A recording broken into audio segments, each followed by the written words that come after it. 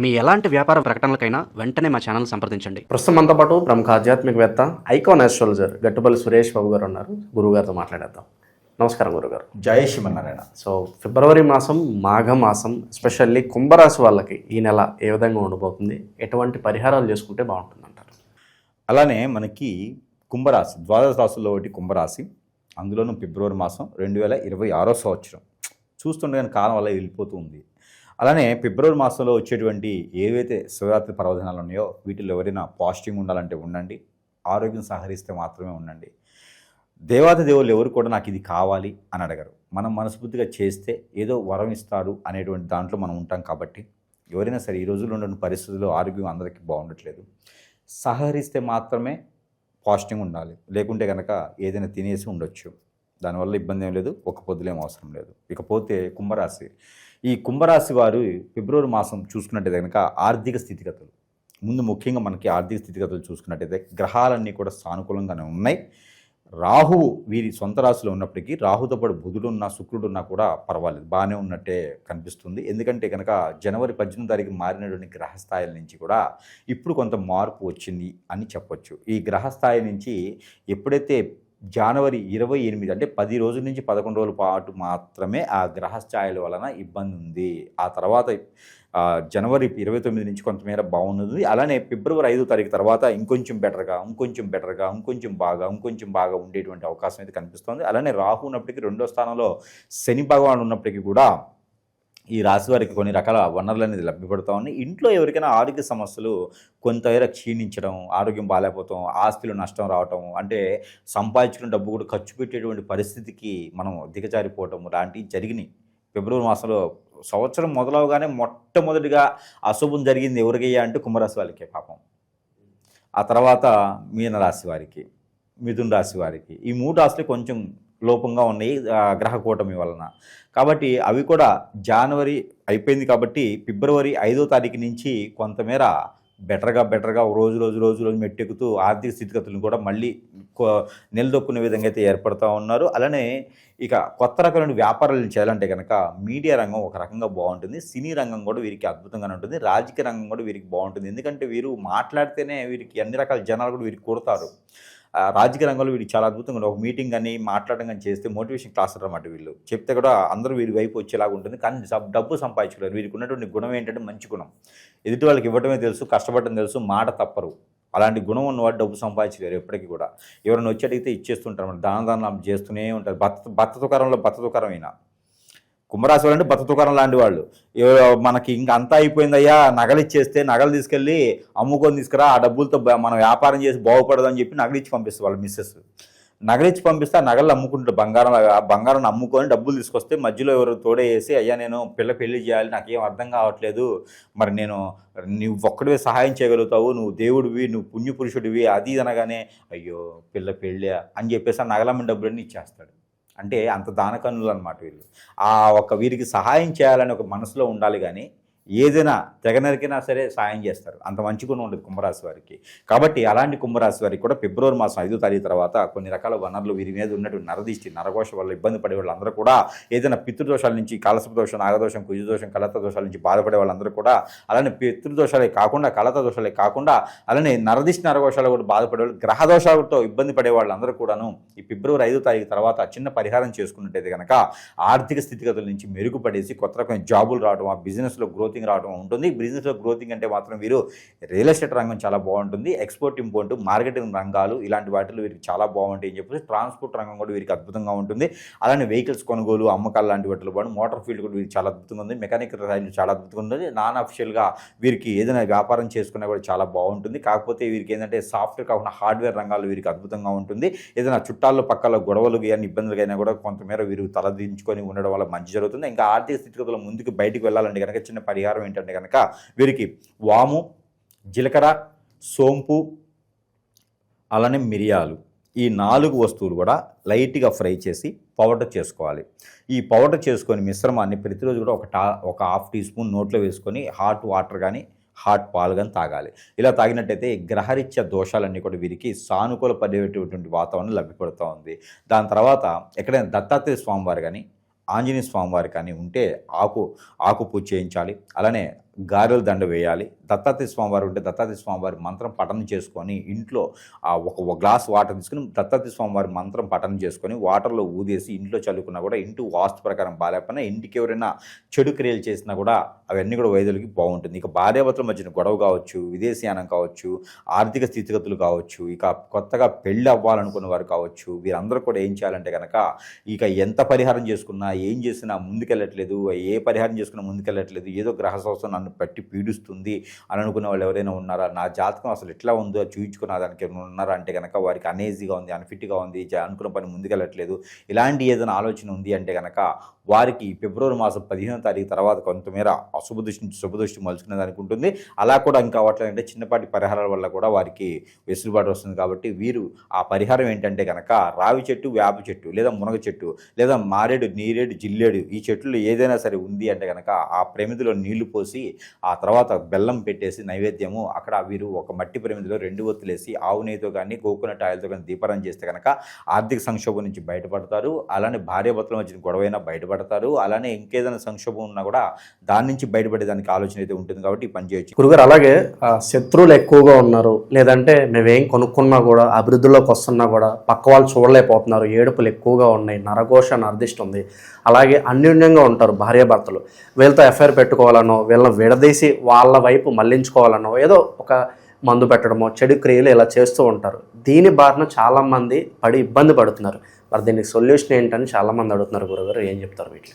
ఖచ్చితంగా మనకి ఇప్పుడు కలియుగంలో ఉన్నాం. 2026 సంవత్సరంలో ఉన్నప్పటికీ కలియుగంలో ఉన్నాం. ఈ కలియుగ శాతం కూడా పాపాలు కర్మలు ఎక్కువగా ఉంటాయి. దీనికి తగ్గట్టుగా ఎక్కడంటే కనుక ఎక్కడ ఉంటుందంటే ఈ ప్రాబ్లము ఎవరైనా సుఖంగా బతుకుతున్నారన్నా అంటే నలుగురు ముందు నవ్వినా కూడా చాలా సమస్యే, కుందించుకోవడమే. నవ్వితే కూడా అమ్మో వీరికి ఏం సమస్యలు లేవు కావాలి, ఓర్చుకోలేరు అన్నమాట ఎదుటోళ్ళు. వీరికి ఏ సమస్యలు లేవు కావాలని చెప్పేసి వీరి మేము 10 ఏడుస్తూ ఉంటారు.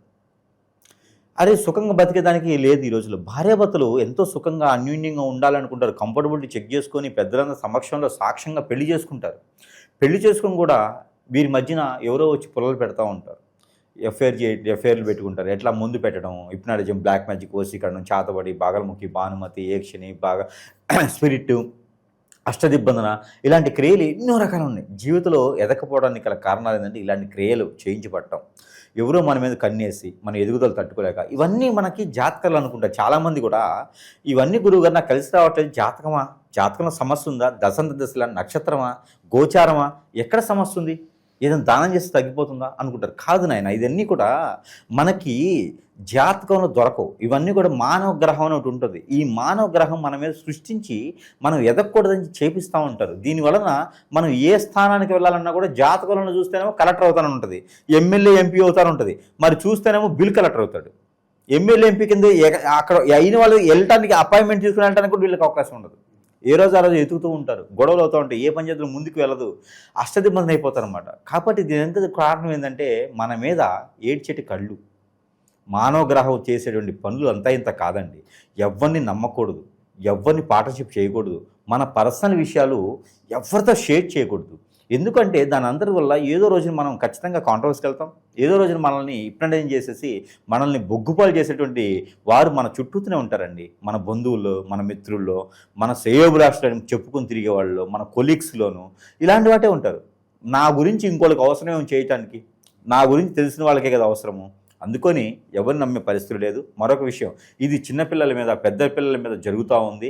ఈ యొక్క కలియుగంలో ఏది పాపం అయితే జరుగుతున్నావో చేస్తున్నావో తెలియట్లేదు. కానీ ఇవన్నీ కూడా ముఖ్యంగా భార్యాభర్తల మధ్యన అయితే కనుక ఇద్దరు దూరం అయిపోవటము, ఎవరో తెలియని వ్యక్తులతో ఎఫ్ఐఆర్ పెట్టుకొని ఆస్తులన్నీ సమర్పించుకొని పొరుగు, పెక్కేత, హోదా, డబ్బు, పలుకుబడి అన్నీ పోగొట్టుకోవడం, చెట్టుకోలు గుట్టుకోలు అయితే ఉన్నారు పిల్లలు ఈ రోజున.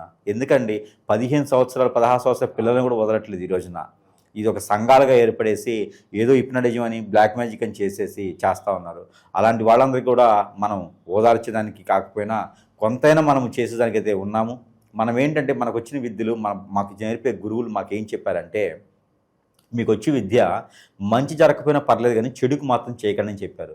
అలాగే ఒప్పందాలు చేసుకొని మనం కూర్చొని ఉన్నాము. ఈ రోజుల్లో ఆన్లైన్లో చూస్తే నాకు నెంబర్ ఇంత ఉంది, నాకు ఇంత డబ్బులు వేస్తే నేను ఎవరైనా అమ్మాయి మీ ఒళ్ళో పడుకోబెట్టేస్తా, ఎవరైనా అబ్బాయి నీకు చేస్తా అని చెప్పి జనాలు చాలామంది నమ్మి మోసపోయేసి ఎన్నో రకాల ఇబ్బంది పడ్డ వాళ్ళందరూ కూడా అన్ని ఆలయాలు అయిపోయిన తర్వాత కాశీకి అన్నట్టుగా అందరు గురువులు అయిన తర్వాత సురేష్ దగ్గరికి వస్తూ ఉన్నారు. నా జేబులు ఉండవు, నా చొక్కాకి జేబులు ఉండవు. ఎందుకంటే నాకు డబ్బులు ఇచ్చేవాళ్ళు ఎవరు లేరు.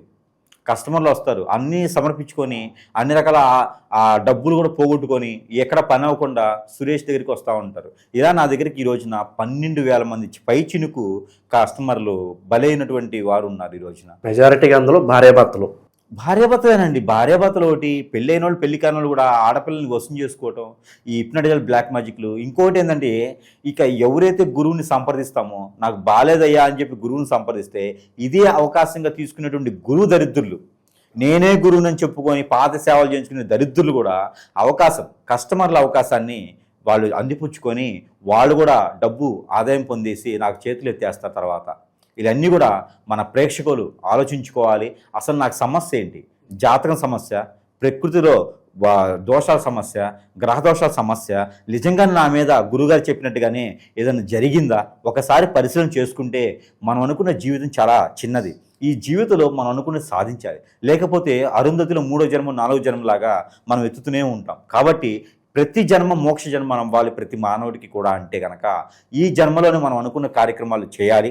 అందుకని మానవులు ఎప్పుడు కూడా న్యూట్రల్గా ఉండాలి, పాజిటివ్గా ఉండాలి. అంతేగాని నెగిటివ్ దానికి వెళ్ళకూడదు, అలాంటి ఆచరణ చేయకూడదు. ఏదైనా ఉంటే సానుకూలంగా ఎదుటివారికి సహాయం చేయాలి, లేకపోతే మన పని మనం చేసుకోవాలి. ఎవరు కూడా మనల్ని ఆశించరు. కాబట్టి ఇలాంటి వ్యసనాల జోలు వెళ్ళకండి. ఆన్లైన్లో ఏదో కనిపిస్తూ ఉంది అని ఇంకొకరి జీవితాన్ని నాశనం చేయకండి. అలాంటి చేస్తే కూడా చివరికి మనకే అంటుకునేది. కాబట్టి అలాంటి చేయకండి. అలా బలైన వాళ్ళు ఎవరైనా ఉంటే ఖచ్చితంగా సంప్రదించగలిగితే కనుక వారికి నాకు తోచినటువంటి పరిష్కార మార్గం అయితే కనుక చూపించబడేదానికైతే ఎప్పుడు కూడా సహజ చేసేదానికైతే మనం సిద్ధంగానే ఉన్నాం. కాబట్టి ఎవరు కూడా వనరులు ఉన్నాయి ఈ రోజున నాశనం అవ్వద్దు, ఎవరు కూడా బలవ్వద్దు. ఏదైనా సమస్య ఉందంటే కనుక ఆకలి అవ్వకపోవటం, నిద్ర పట్టకపోవటం, ఆందోళన, చిరాకు, కోపం రావటం, సరిగా తినలేకపోవటం, ఏ పని చేద్దామో ముందుకు వెళ్ళలేకపోవటం, మన మాట వినలేకుండటం, అలానే చెప్తే వినపడటం, అలానే ఒంటరిగా ఉండాలనిపించడం, ఎటన్నా వెళ్ళిపోవాలనిపించడం, నెగిటివ్ థాట్స్ రావటము, కాళ్ళు ముందుకు వెళ్ళకపోవటం, ఆరోగ్య సమస్యలు, ఆర్థిక సమస్యలు, ఏ పని చేసినా ముందుకు వెళ్ళదు, అలానే దరిద్రత మన చుట్టూతోనే ఉంటూ, ఇవన్నీ జాతకాలు ఉండవండి. ఏదో చెడు క్రియ జరిగితే చెప్తే జాతకాలు ఇవన్నీ ఉండవు. కాబట్టి ఇలాంటిది ఏదైనా ఉంటే ఖచ్చితంగా సంప్రదిస్తే వారికి పరిష్కార మార్గం అయితే ఖచ్చితంగా మనం అయితే చూపించడానికి సిద్ధంగా అయితే ఉన్నాం. ఇంకా విదేశీయానం కావచ్చు, రాజకీయ రంగం కావచ్చు, సినీ రంగం కావచ్చు, ఆల్రెడీ ఉన్న వారికి అవకాశాలు రాకపోయినా ఉన్నా కూడా గ్రహదీశ దోషాల వల్ల ఇబ్బంది పడుతున్నా కూడా ఇంకా కొత్త అవకాశాలు రావాలి అనుకున్నా కూడా చిన్నపాటి పరిహారం చేసుకోవచ్చు. ఇదేంటంటే కదా నవధాన్యాలు ఉంటాయి. ఈ నవధాన్యాలతో పాటు నల్ల నువ్వులు, నల్లమిరు కలగలిపినటువంటి నవధాన్యాలు ఏవైతే ఉన్నాయో ఇవన్నీ కూడా తీసుకెళ్ళి నవగ్రహాల చుట్టూ పోయటం, లేదా పారేటువంటి నీటిలో నాకున్న దోషాన్ని పోవాలని చెప్పేసి వాటిలో వేయడం ద్వారా కూడా వీరికి అత్యద్భుతమైన కాలం ముందుకు వస్తుంది అని చెప్పొచ్చు. ఇక పెళ్లి కాని వారు, పెళ్లి చేసుకోవాలనుకున్న వారు కూడా పరిహారం చేసుకోవచ్చు.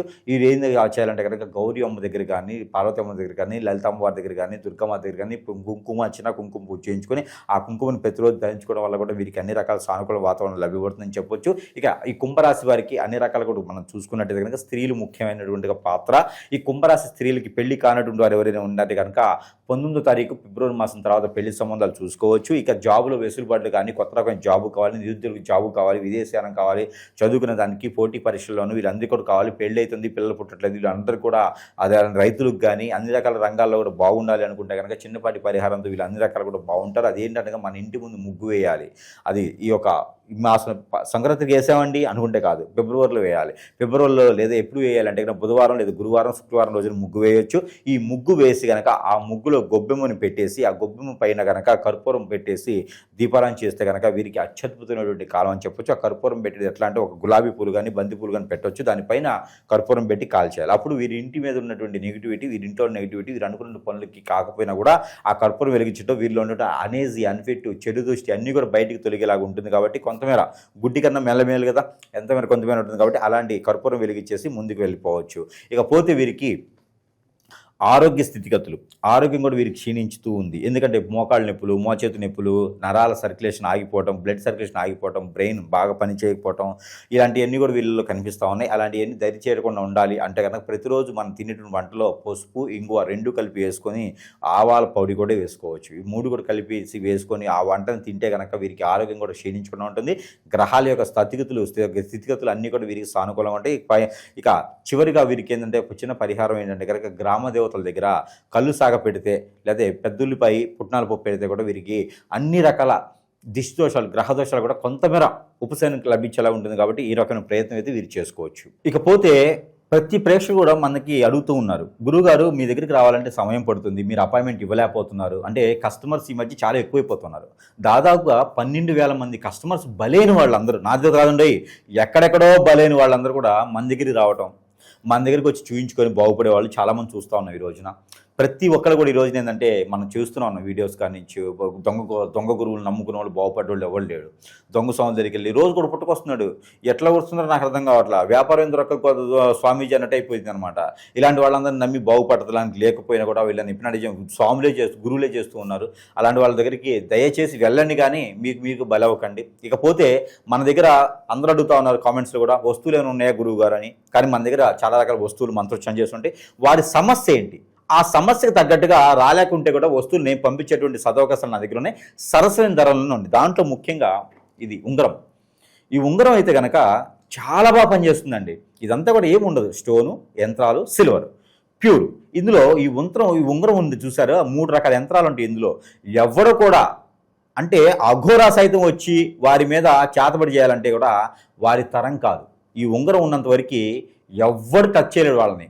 రాజకీయ రంగంలో ఉన్నవారు, సినీ రంగంలో ఉన్నవారు, జీవితంలో ఎదగాలనుకున్నవారు ఎవరైనా ఉన్నారు అంటే కనుక వారి మీద వారికి ఇంకా నమ్మకం లేదు అనుకున్న వారికి కూడా ఈ ఉంగరం పెట్టుకుంటే జీవితంలో ఇలా చిటికలో బయటకు వెళ్తారు.